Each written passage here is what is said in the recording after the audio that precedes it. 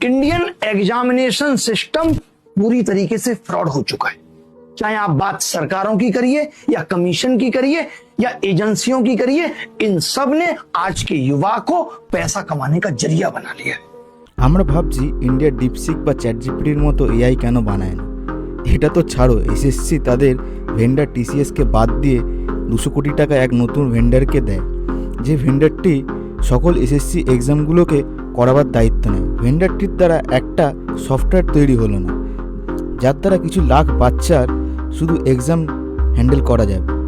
ভাববার বিষয় এইটি যে এক্সামের সময় সঠিক উত্তর আগে থেকে ঠিক হয়ে আসছিল। সেলুকাস, আমরা এক আশ্চর্য দেশে বাস করছি। কি আজব এই দেশ!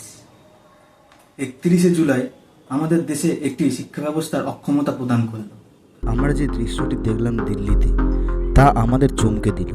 বর্তমানে যে এসএসসির ঘটনাটি আমাদের সামনে উঠে এসেছে, যেখানে এসএসসিতে একজন কানপুর স্টুডেন্টের সেন্টার পড়ে কর্ণাটকে ও রাজস্থানের এক স্টুডেন্টের সেন্টার পড়ে আন্দামান নিকোবরে। কারণ আমাদের বর্তমান সরকার এক এমন ব্ল্যাকলিস্টের কোম্পানিকে এর দায়িত্ব দিয়ে দেয়, যেখানে অনেকের তো এক্সামই ক্যান্সেল হয়ে গেছে। যখন এর বিরুদ্ধে শান্তিপূর্বক এক প্রোটেস্ট হয়, পুলিশ তাদের উপর লাঠিচার্জ করেছে। এসএসসির সিলেকশন পোস্ট ফেজ 13 পরীক্ষায় শতাধিক প্রার্থী কেন্দ্রের দুর্ব্যবস্থার শিকার হয়েছে ও পরীক্ষা বাতিলের অভিযোগ উঠেছে। বিক্ষোভের অংশ হিসেবে ছাত্র ও শিক্ষকরা দিল্লির জান্তর মন্তর ও সিজিও কমপ্লেক্সে আন্দোলনের সময় পুলিশ লাঠিচার্জ করে বলে অভিযোগ রয়েছে। বর্তমানে 7 বছরে 70-এরও বেশি এক্সাম ফেল হয়েছে। এটাই নাকি আমাদের বিশ্বগুরু ভারত। सबसे पहली बात, टीसीएस के पास कम से कम इंफ्रा था, ये एडिक्विटी के पास इंफ्रा तक नहीं है। हम लड़ाई इस लेवल की लड़ रहे थे कि क्वेश्चन पेपर में क्वेश्चंस रॉन्ग क्यों आते हैं, मार्क्स टू ऑल क्यों मिल रहा है।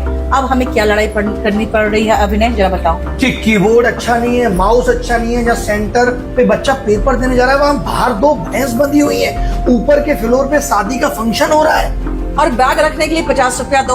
बैग रखने के लिए आप पैसा दो। पहले एसएससी कहता था हम गलत सवाल पूछेंगे, आपसे 100 रुपए लेंगे। रेलवे कहता था हम आपसे 500 रुपए लेंगे, 400 आपका लौटाएंगे भी नहीं बाद में। और इस तरीके से रेलवे ने 400-500 करोड़ रुपए हर साल बच्चों से कमाए। और अब एडीपीटी कह रहा है हम क्यों पीछे रहे, हम आपसे बैग रखने का भी 50 रुपए लेंगे। माउस नहीं चल रहा है, फैन नहीं चल रहा है, आपके जो सेंटर से वो कहाँ है आपको मतलब गूगल करके देखने पर भी पता नहीं चल रहा है। আমাদের দেশে গভর্নমেন্ট এক্সাম ক্লিয়ার করা খুবই মুশকিল। এখন আপনি যদি এক্সাম দেওয়ার জন্য এক্সাম সেন্টার পৌঁছে যান এক্সাম দেওয়ার জন্য, সেটাই এখন খুব বড় ব্যাপার বর্তমানে।